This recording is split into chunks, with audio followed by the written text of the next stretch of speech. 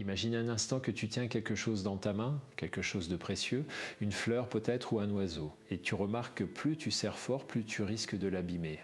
Mais si tu œuvres doucement la paume, si tu laisses cet être ou cette chose reposer librement dans ta main sans la contrôler, sans la retenir de force, alors elle peut vraiment être là avec toi pleinement. C'est peut-être la meilleure image que je connaisse pour parler de ce dont nous allons parler aujourd'hui ensemble. Le détachement dans une relation. Et je sais que ce mot, détachement, peut faire peur. Il peut sonner froid, distant, presque indifférent. Alors laisse-moi te dire tout de suite, dès le début, que ce n'est pas du tout ce que nous allons explorer. Le détachement dont je veux te parler n'est pas l'absence d'amour, c'est au contraire une forme d'amour plus mature, plus libre, plus respectueux. C'est la capacité d'aimer sans posséder, de tenir sans étouffer, d'être présent sans se perdre. Je m'appelle Christophe André, je suis psychiatre et psychothérapeute et depuis des années, je travaille avec des hommes et des femmes qui souffrent dans leurs relations. Pas parce qu'ils n'aiment pas cesser, bien au contraire.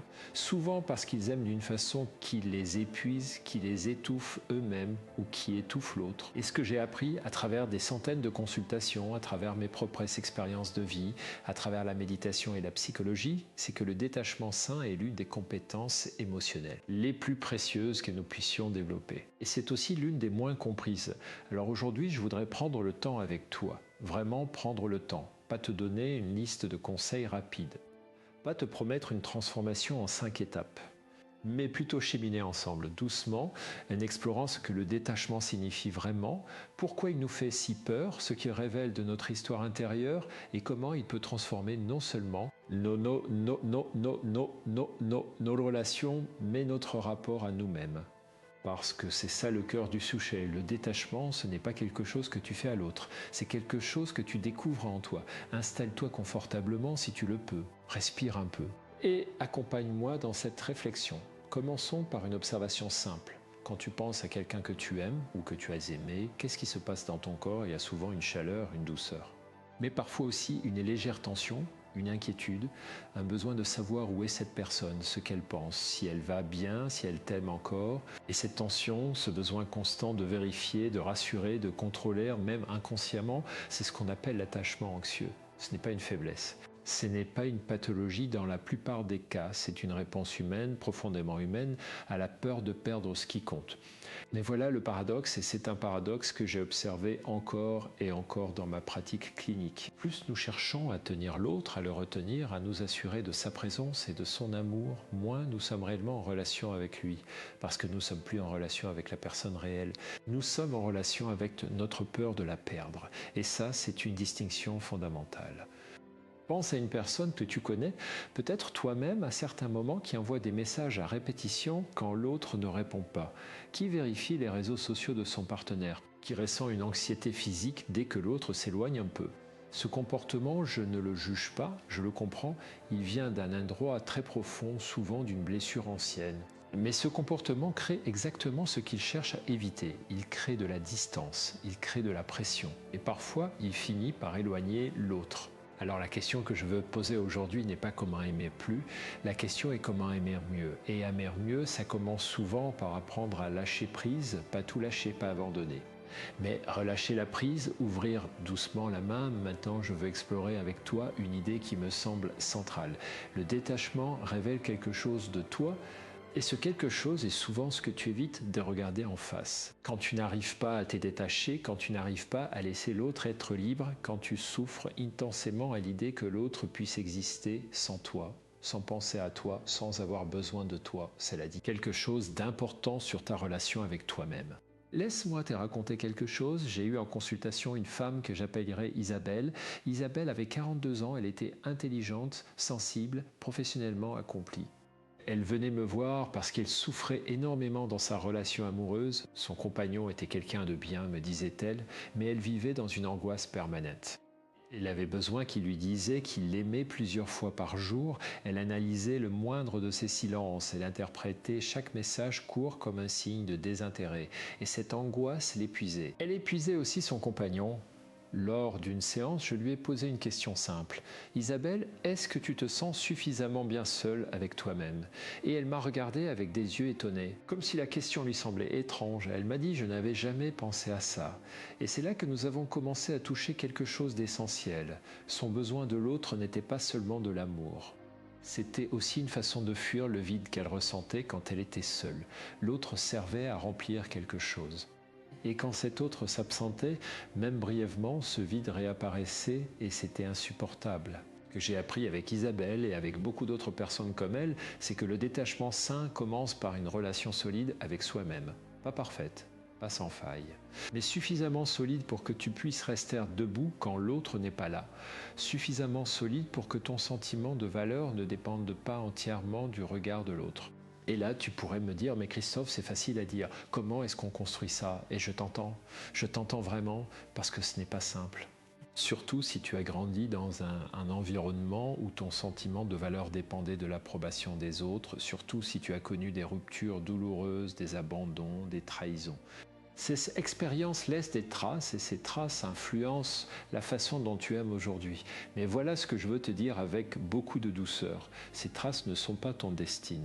Elles sont ton point de départ et comprendre d'où vient ton besoin de contrôle, d'où vient ton incapacité à lâcher prise, c'est déjà un premier pas immense vers quelque chose de plus libre. Parlons maintenant de ce que les psychologues appellent les styles d'attachement.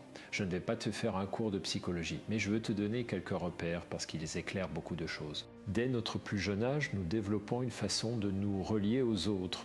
Cette façon est fortement influencée par nos premières expériences avec nos figures d'attachement, nos parents, nos grands-parents, les adultes qui ont pris soin de nous. Si ces adultes étaient disponibles, cohérents, rassurants, nous avons tendance à développer ce qu'on appelle un attachement sécure. Nous savons au fond de nous que les autres sont là pour nous, que nous méritons d'être aimés et que si quelqu'un s'éloigne, ce n'est pas forcément une catastrophe. Nous pouvons laisser de l'espace parce que nous faisons confiance au lien. Mais si ces adultes étaient imprévisibles, parfois là et parfois absents, parfois chaleureux et parfois froids, nous avons souvent développé un attachement anxieux.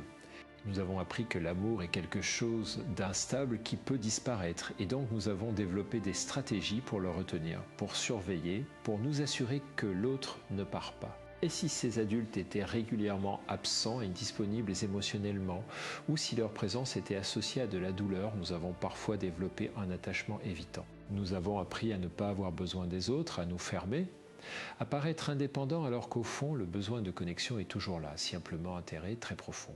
Je parle de ça parce que comprendre ton style d'attachement, c'est comprendre pourquoi le détachement est si difficile pour toi.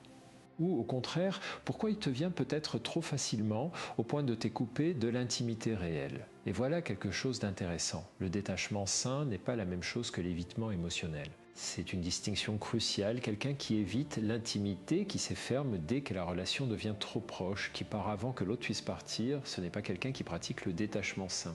C'est quelqu'un qui se protège et cette protection a un coût. Le coût de la solitude, de la surface, de l'incapacité à vraiment recevoir l'amour de l'autre, le détachement sain, lui, vient d'un endroit de plénitude. Pas de peur, je reste avec toi, non pas parce que j'ai besoin que tu existes pour que je puisse exister, mais parce que ta présence enrichit ma vie. Et si tu t'en vas, si la relation se termine, je serai triste. Peut-être très triste, mais je survivrai, je resterai entier parce que mon sentiment de valeur ne tient pas uniquement à toi. Si ce que nous explorons ensemble te touche, si tu sens que ces mots résonnent avec quelque chose en toi, je t'invite à laisser un like, à t'abonner pour continuer à apprendre ensemble. C'est une façon simple de soutenir ce travail et de ne pas manquer les prochains épisodes. Continuons, je veux maintenant te parler de quelque chose que j'appelle la confusion entre amour et effusion. C'est l'une des confusions les plus répandues dans nos relations et elle est souvent à l'origine de beaucoup de souffrances. Dans notre culture, nous avons été bercés par une certaine idée de l'amour. L'amour romantique, l'amour fusion, l'amour où deux personnes ne font plus qu'une. Tu es ma moitié, dit-on. Tu complètes ce qui me manque. Et cette idée est belle, poétiquement. Mais psychologiquement, elle est dangereuse parce qu'elle suppose que tu es si complète sans l'autre. Et si tu es si complète sans l'autre, alors tu ne peux pas te permettre de le laisser partir. Tu ne peux pas lui laisser des libertés parce que s'il s'en va, tu perds une partie de toi-même.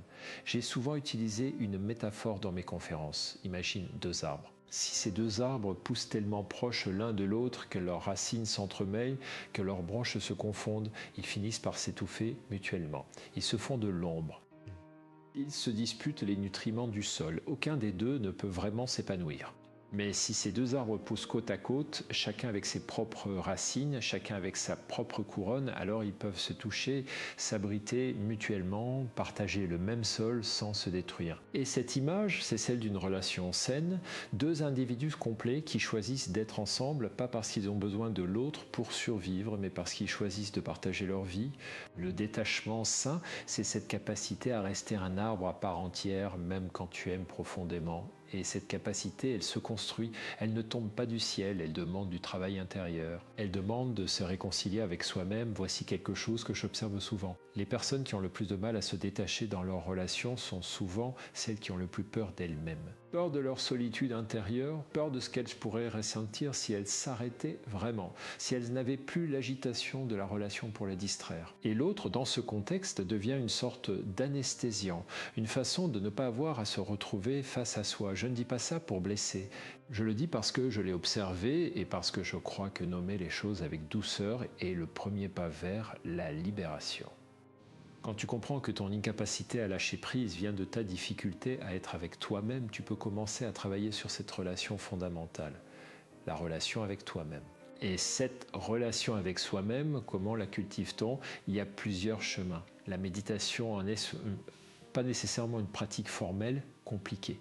Juste quelques minutes par jour à s'asseoir avec soi-même, à observer ce qui se passe à l'intérieur sans immédiatement chercher à fuir ou à changer ce qu'on ressent. La psychothérapie en est un autre. Un espace où l'on peut explorer son histoire, comprendre ses blessures, développer une relation plus douce avec soi-même. L'écriture en est un autre encore. Le simple fait de mettre des mots sur ce qu'on ressent peut créer une distance salutaire, une observation de soi qui n'est pas de la fuite mais de la conscience. Mais au-delà des pratiques, il y a une attitude fondamentale. Et cette attitude, c'est la bienveillance envers soi-même. Apprendre à se parler comme on parlerait à un ami cher, avec douceur, avec compréhension. Sans se juger sévèrement pour ses peurs, ses besoins, ses maladresses. Parce que si tu ne peux pas être bienveillant envers toi-même, si tu ne peux pas t'accepter avec tes failles, tu auras toujours besoin que l'autre le fasse à ta place. Et ça crée une dépendance émotionnelle qui rend le détachement impossible. Je veux maintenant aborder un aspect du détachement qui me semble particulièrement important et souvent mal compris. C'est la question du contrôle, ou plutôt de l'illusion du contrôle. Quand nous aimons quelqu'un, nous voulons naturellement que cette personne soit heureuse. Nous voulons qu'elle nous aime. Nous voulons que la relation dure. Et pour nous assurer de tout ça, nous développons souvent des comportements de contrôle, parfois évidents, parfois subtils, parfois même masqués sous des habits de générosité ou d'amour. Je pense à cet homme que j'appellerai Marc. Marc faisait tout pour sa compagne, absolument tout. Il anticipait ses besoins, il organisait leurs vacances, il gérait leurs finances, il prenait soin d'elle quand elle était malade avec une dévotion totale. En apparence, c'était un partenaire exemplaire. Mais en réalité, Marc avait une peur panique d'être quitté. Et tous ces comportements d'aide, toute cette générosité était en partie une façon de se rendre indispensable, de s'assurer que sa compagne ne pourrait pas partir, parce que si elle partait, qu'en resterait-il de lui? Ce n'est pas de la manipulation consciente. Marc était sincèrement généreux. Mais il y avait dans cette générosité une couche de peur, une couche de contrôle, qui finissait par peser sur la relation. Sa compagne se sentait étouffée, même si elle ne pouvait pas tout de suite mettre des mots dessus. Elle se sentait redevable, elle se sentait surveillée, même sans surveillance explicite. Le détachement sain aurait permis à Marc d'être généreux par plaisir, pas par peur. De donner parce qu'il voulait donner, pas pour s'assurer un retour. Et cette différence, même si elle peut sembler subtile, change tout dans la dynamique relationnelle. Alors comment distinguer l'amour sain de l'amour contrôlant? Voici une question que je trouve utile. Quand tu fais quelque chose pour l'autre, pour qui le fais-tu vraiment? Si tu le fais pour lui, pour son bien, sans attendre de retour, sans condition, c'est de l'amour. Si tu le fais pour te rassurer toi-même, pour t'assurer sa présence, pour créer une dette, même inconsciemment, c'est du contrôle déguisé en amour. Et je ne dis pas ça pour culpabiliser. Je le dis parce que cette distinction, une fois qu'on la voit, change vraiment les choses. Si ce contenu t'aide à mieux comprendre tes relations et toi-même, pense à laisser un like et à t'abonner pour continuer à apprendre ensemble. Ça m'aide énormément à continuer ce travail. Parlons maintenant de quelque chose que je trouve profondément beau dans le détachement, et c'est la liberté qu'il offre, pas seulement à toi, mais à l'autre. Quand tu aimes quelqu'un avec détachement sain, tu lui offres quelque chose de précieux. Tu lui offres la liberté d'être lui-même. Tu ne lui demandes pas de correspondre à une image que tu as de lui. Tu ne lui demandes pas de rester exactement comme il est pour que tu te sentes à sa sécurité. Tu lui permets de grandir, de changer, de t'étonner. Et cette liberté, c'est l'un des plus beaux cadeaux qu'on puisse faire à quelqu'un qu'on aime. J'ai une amie, une femme que j'admire beaucoup, qui m'a dit un jour quelque chose qui m'a frappé. Elle était mariée depuis 20 ans et son mari avait connu une transformation importante dans sa vie. Il avait changé de carrière, il avait développé de nouveaux intérêts, il était devenu une personne différente de celle qu'elle avait épousée. Et elle m'a dit, j'aurais pu avoir peur, j'aurais pu essayer de le retenir dans ce qu'il était avant, mais j'ai choisi de l'accompagner dans qui il devenait. Et c'est comme ça que nous avons continué à tomber amoureux l'un de l'autre encore et encore. Cette femme pratiquait le détachement sain sans peut-être le nommer ainsi. Elle aimait son mari, non pas comme un objet à posséder, mais comme un être en mouvement, en évolution. Et elle avait suffisamment confiance en elle-même, en leur lien, pour ne pas avoir peur de ce mouvement. C'est ça le détachement libérateur. Ce n'est pas l'indifférence, c'est la confiance, confiance en l'autre. Confiance en soi, confiance dans le lien qui vous unit. Maintenant, je veux aborder un sujet délicat parce que parfois le détachement est nécessaire non pas pour améliorer une relation, mais pour survivre à une relation toxique et c'est un tout autre registre. Il y a des relations dans lesquelles le détachement devient une question de survie émotionnelle, des relations avec des personnes manipulatrices, narcissiques, abusives, des relations dans lesquelles tu t'es perdu tellement profondément que tu ne sais plus qui tu es en dehors d'elles. Et dans ces situations, le détachement n'est pas un luxe, c'est une nécessité. J'ai accompagné des personnes qui avaient passé des années dans des relations destructrices et ce qui les retenait très souvent n'était pas l'amour au sens plein du terme, c'était la peur d'être seul. La peur de ne pas mériter mieux, la peur que l'autre change si on reste encore un peu, la peur de la douleur de la séparation. Et ces peurs sont réelles, elles sont compréhensibles, mais elles ne doivent pas dicter les décisions de ta vie. Le détachement dans ces situations commence souvent par reconnaître la réalité de ce qui se passe, pas la réalité que tu espères, pas la réalité que l'autre te présente, mais la réalité de ce que tu vis. Et ça, c'est souvent le pas le plus difficile. Parce que voir clairement implique de renoncer à l'espoir que les choses soient différentes de ce qu'elles sont, mais voilà ce que j'ai vu encore et encore. Quand quelqu'un trouve le courage de se détacher d'une relation toxique, quand il trouve le courage de partir ou de poser des limites fermes, quelque chose se passe en lui, une sorte de renaissance, un retour à soi. Et cette personne découvre souvent qu'elle est bien plus forte qu'elle ne le pensait, qu'elle est capable de vivre, de s'épanouir, de s'aimer, même sans cette relation qui lui semblait indispensable. Alors si tu es dans une situation de ce genre, je veux te dire quelque chose avec beaucoup de douceur et de fermeté à la fois. Tu mérites une relation dans laquelle tu peux être toi-même. Tu mérites une relation dans laquelle tu n'as pas à te battre pour ta valeur chaque jour. Et le détachement dans ce contexte n'est pas de la froideur, c'est de l'amour envers toi-même. Si ce contenu t'aide, pense à laisser un like et à t'abonner pour continuer à apprendre ensemble. Et si tu connais quelqu'un qui traverse une période difficile dans ses relations, partage cet épisode avec lui. Parfois, les bons mots arrivent au bon moment.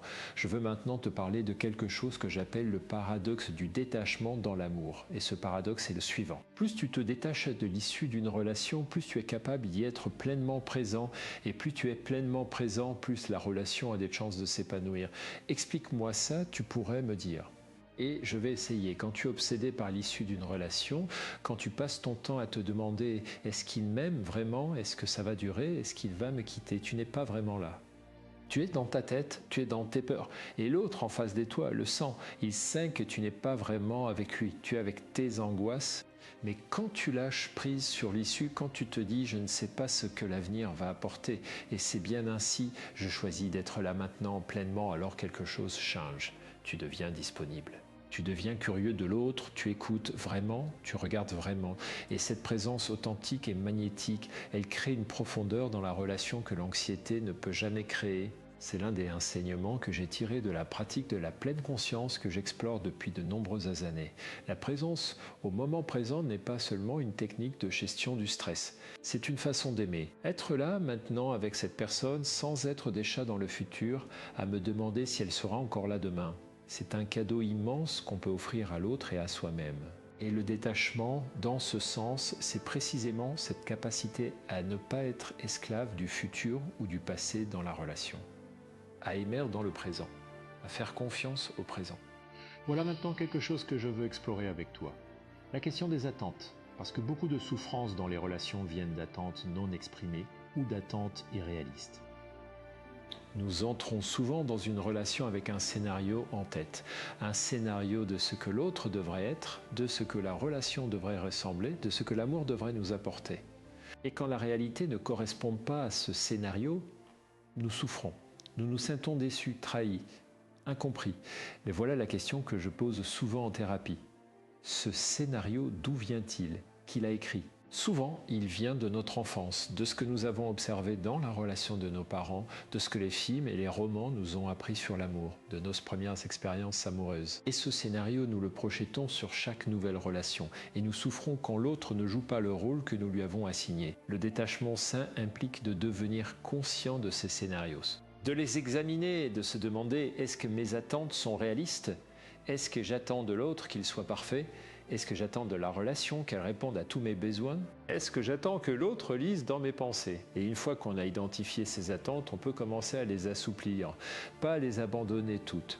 Certaines attentes sont légitimes et importantes, comme l'attente d'être respecté, d'être traité avec dignité. Mais beaucoup d'autres attentes sont des projections de nos peurs ou de nos idéaux, et les lâcher est un acte de libération. Je me souviens d'une séance avec un couple que j'appellerais Sophie et Thomas. Ils venaient me voir parce qu'ils se sentaient de plus en plus éloignés l'un de l'autre.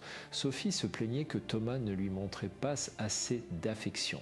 Thomas se plaignait que Sophie était trop exigeante et ne le reconnaissait jamais pour ce qu'il faisait. En explorant leur histoire, nous avons découvert que Sophie avait grandi avec un père émotionnellement distant et qu'elle attendait inconsciemment de Thomas qu'il répare cette blessure ancienne.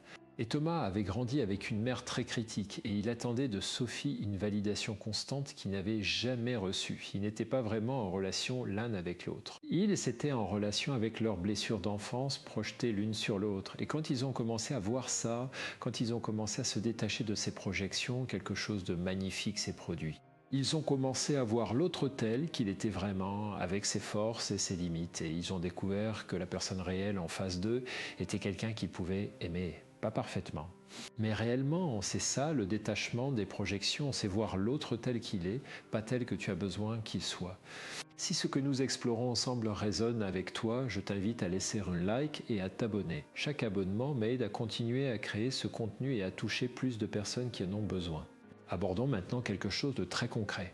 Comment pratique-t-on le détachement au quotidien? Parce que c'est bien beau de comprendre intellectuellement ces concepts, mais comment les vivre dans la réalité de nos relations? La première pratique que je propose est celle de l'observation sans réaction immédiate. Quand tu ressens une anxiété dans ta relation, quand tu as envie d'envoyer un message pour vérifier où est l'autre, quand tu ressens le besoin de contrôler ou de surveiller, essaye d'abord d'observer ce besoin.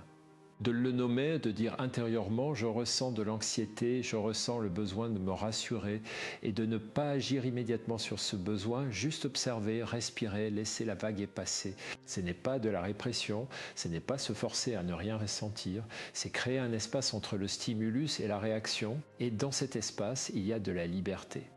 La deuxième pratique est celle de la communication honnête. Le détachement sain ne signifie pas ne rien dire, ça signifie dire les choses depuis un endroit de clarté plutôt que depuis un endroit de peur. Au lieu de dire « tu ne m'aimes plus parce que tu n'as pas répondu à mon message pendant 2 heures », tu pourrais dire « j'ai remarqué que j'ai eu une montée d'anxiété quand tu n'as pas répondu ».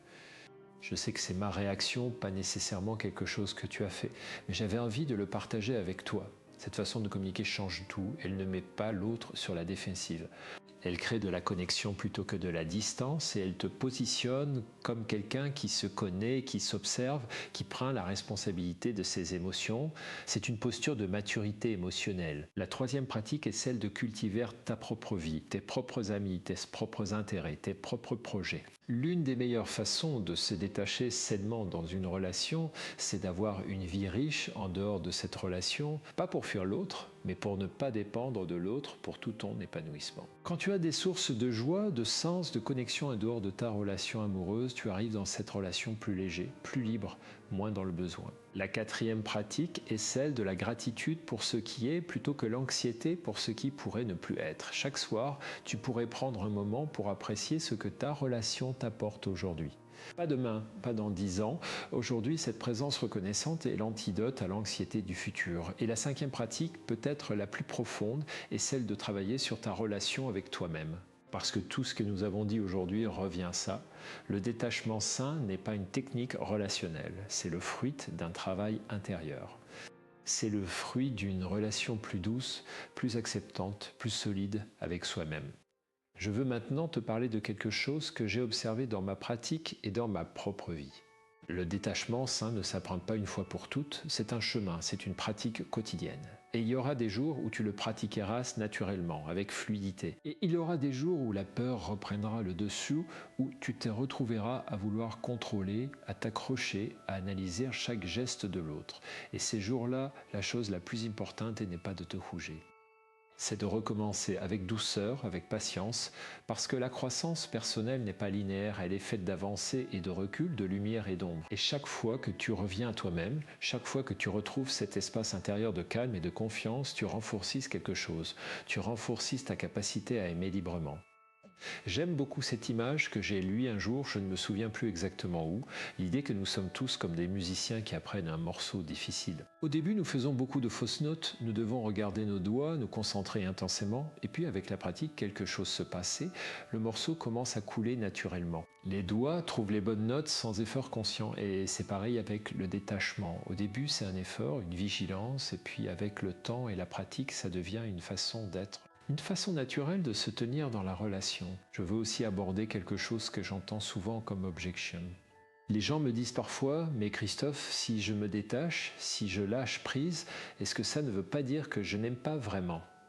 Et ma réponse est non, absolument non. Le détachement sain n'est pas l'indifférence, tu peux te soucier profondément de quelqu'un et en même temps ne pas essayer de contrôler sa vie.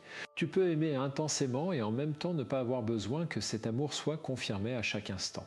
Tu peux vouloir le meilleur pour quelqu'un et en même temps accepter que tu ne peux pas décider à sa place ce que ce meilleur est. En fait, je dirais que le détachement sain est une forme d'amour plus élevée. C'est l'amour qui dit « je t'aime assez pour te laisser être toi-même, je t'aime assez pour ne pas faire de toi le gardien de mon bonheur ». Et cet amour qui libère plutôt qu'il n'emprisonne, c'est celui qui a le plus de chances de durer. Parce qu'il n'est pas fondé sur la peur, il est fondé sur le choix. Et le choix libre est toujours plus solide que la dépendance.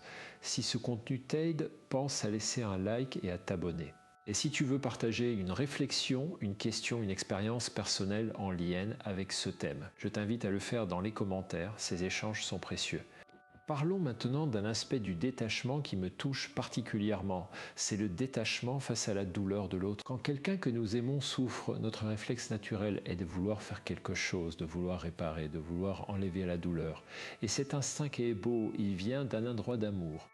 Mais parfois, dans notre empressement à réparer la douleur de l'autre, nous ne lui laissons pas l'espace de la traverser et traverser sa propre douleur. C'est souvent ce qui permet de grandir.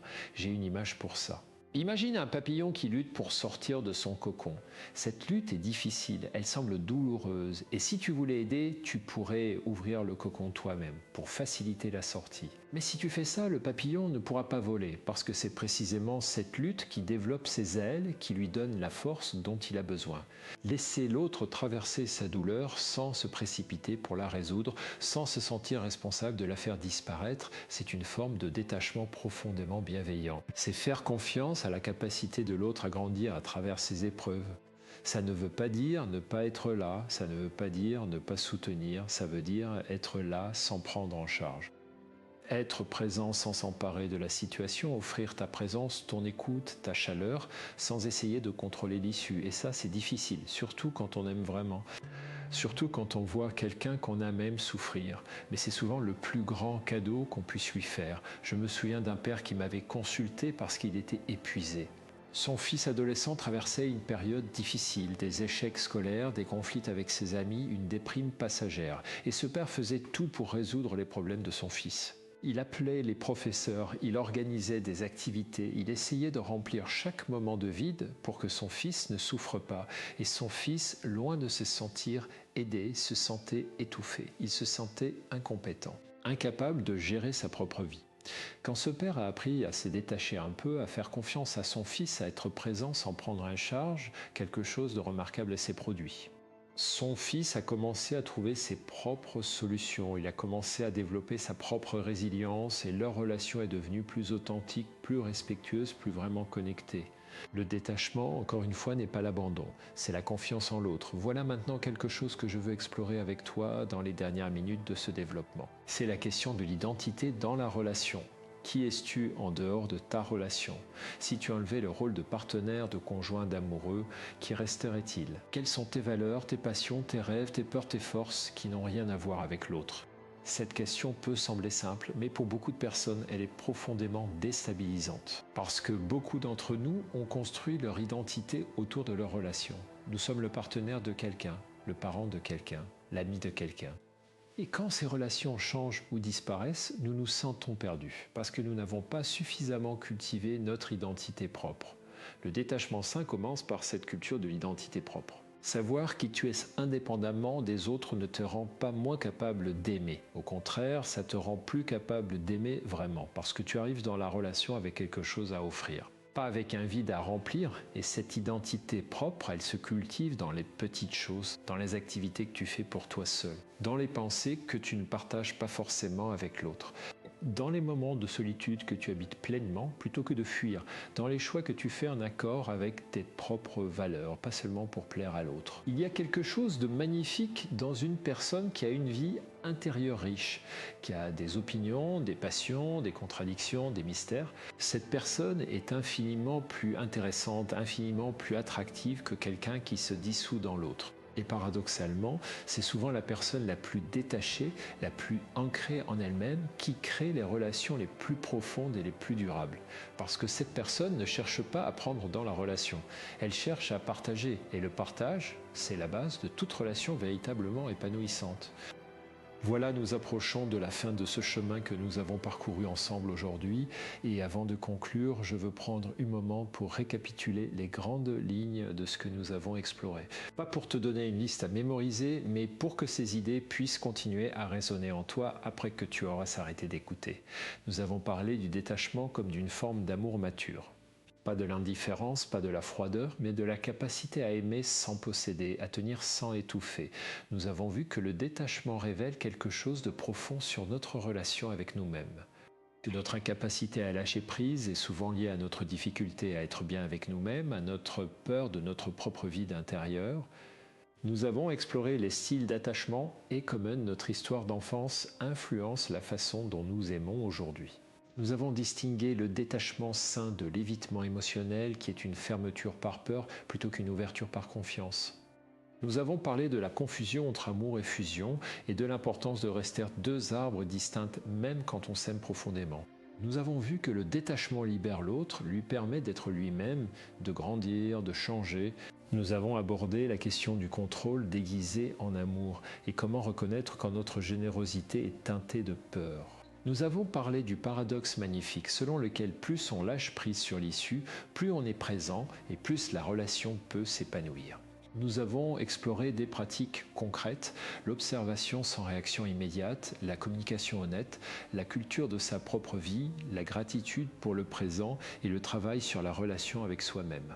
Et nous avons terminé en parlant de l'identité propre, de l'importance de savoir qui tu es en dehors de tes relations pour pouvoir vraiment partager plutôt que prendre. Tout cela, c'est un chemin. Un chemin qui prend du temps, qui demande de la patience, qui demande de la bienveillance envers soi-même et qui en vaut vraiment la peine. Parce que quand tu commences à pratiquer le détachement sain, quelque chose change dans ta vie, pas seulement dans tes relations amoureuses, dans toutes tes relations. Avec tes enfants, tes amis, tes collègues, tes parents, tu commences à interagir avec les autres depuis un endroit de liberté plutôt que de peur. Et cette liberté, elle est contagieuse. Elle invite les autres à être plus libres aussi. Elle crée des espaces de rencontres authentiques, de connexions vraies, de partage réel. Et au-delà de tes relations, quelque chose change en toi. Tu commences à habiter ta propre vie plus pleinement, à être présent dans tes journées plutôt que perdu dans les angoisses du futur ou les regrets du passé. Tu commences à trouver en toi une source de paix et de contentement qui ne dépend pas des circonstances extérieures. Et ça, c'est peut-être le plus grand cadeau que le détachement puisse t'offrir. Je pense souvent à une phrase que j'aime beaucoup, dont l'origine exacte m'échappe, mais dont la sagesse m'a toujours touché. Si tu aimes quelque chose, libère-le. S'il revient, c'est à toi. S'il ne revient pas, ça ne l'a jamais été. Et je sais que cette phrase peut sembler naïve, voire douloureuse à entendre, mais il y a là-dedans quelque chose de profondément vrai. L'amour qui retient n'est pas de l'amour. L'amour qui libère, lui, est réel, et c'est le seul qui peut vraiment durer. Alors, si je devais te laisser avec une seule invitation aujourd'hui, ce serait celle-ci. Commence à observer avec douceur et sans jugement les endroits dans ta vie où tu t'accroches, où tu contrôles, où tu as peur de laisser aller. Et demande-toi qu'est-ce que cette peur me dit sur moi. Pas pour te culpabiliser, pas pour te critiquer, mais pour commencer à comprendre. Parce que comprendre est toujours le premier pas vers quelque chose de plus libre. Tu mérites des relations dans lesquelles tu peux être toi-même, des relations dans lesquelles tu n'as pas à te battre pour ta place, des relations fondées sur le choix libre plutôt que sur la dépendance. Et ces relations commencent par le travail que tu fais sur toi-même, par la douceur que tu te portes, par la confiance que tu développes en ta propre valeur. C'est un chemin. Et tu es déjà sur ce chemin simplement parce que tu as choisi d'écouter aujourd'hui, simplement parce que tu as choisi de te poser ces questions. Et ça, c'est déjà quelque chose de précieux. Merci de m'avoir accompagné jusqu'ici. Merci pour ta présence, ton écoute, ta confiance. Ces moments de réflexion partagés ont quelque chose de précieux pour moi aussi. Parce que c'est dans la rencontre, même à travers un écran ou des écouteurs, que quelque chose de réel peut se passer. Si ce contenu t'a été utile, si tu repars avec une idée, une réflexion, une question nouvelle sur toi-même ou sur tes relations, je t'invite à t'abonner, à partager cet épisode avec quelqu'un qui pourrait en avoir besoin. Parfois les bons mots arrivent au bon moment. Et peut-être que quelqu'un dans ton entourage traverse en ce moment une période difficile dans ses relations et que ces quelques heures de réflexion pourraient lui faire du bien. Et si tu as envie de continuer ce chemin avec moi, si tu veux explorer d'autres thèmes de psychologie, de développement personnel, d'émotions et de relations humaines, je t'invite à rester. Il y a encore beaucoup de chemins à parcourir ensemble, beaucoup de questions à explorer, beaucoup de lumière à trouver dans les endroits que nous n'osons pas toujours regarder. Prends soin de toi. Sois doux avec toi-même et souviens-toi que le détachement n'est pas une destination. C'est une pratique quotidienne, un choix que tu renouvelles chaque jour, dans chaque relation, dans chaque moment où la peur voudrait prendre le dessus sur la confiance. On se retrouve dans le prochain épisode.